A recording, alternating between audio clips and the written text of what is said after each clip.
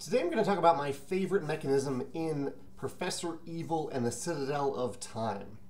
It's actually been a few months since I've played this game, so I'm a little rusty, but I brushed up on the rules and I remembered what my favorite mechanism was, which is the action selection mechanism in this game. It's a cooperative game. I won't go into the theme. You can watch videos about that. The core idea that you have, or the thing that you do on your turn, is that you have this deck of 6 action cards. They're the same for each character. And at the beginning of your turn, you draw 2 of those cards, and you select one of those actions to use, and you play it. And then you put the other card, you discard the other card, along with the card that you just played. So you're cycling through this deck by looking at 2 cards every turn, cycle through.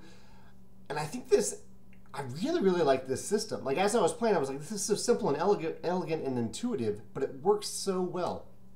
And it works, I think, for a few reasons. One, if you watch this channel, you know that I don't like action checklists. I don't like when a game gives you a list of all the actions you can take, and you either take one of those actions, you just take a certain number of those actions, or you use action points to select those actions. I like when the actions are built into the interface of the game instead of being a separate list.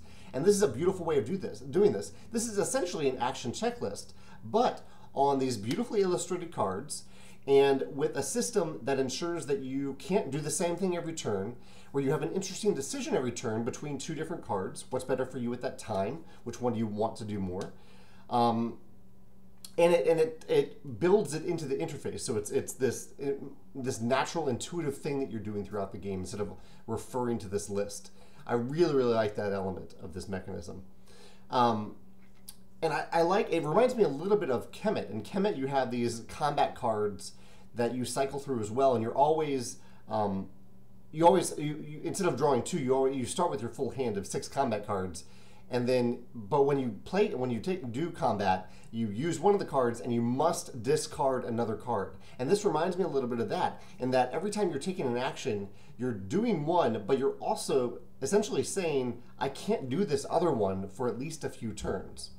I also like the random element of this, that this little deck is shuffled up together. So every turn, every round, every game is a little different in terms of the order in which these actions will become available to you.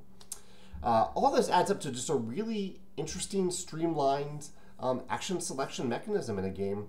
And I really like it. It's so simple, yet it works so well. This is the action selection card system in Professor Evil and the Citadel of Time. If you have another favorite mechanism in this particular game, or in Professor Evil, or in another game that uses action selection in a unique way, I'd love to hear about it in the comments. Also, if you like the content I create and you want to champion it, I'll put a link below where you can champion this channel through your financial support. Thanks.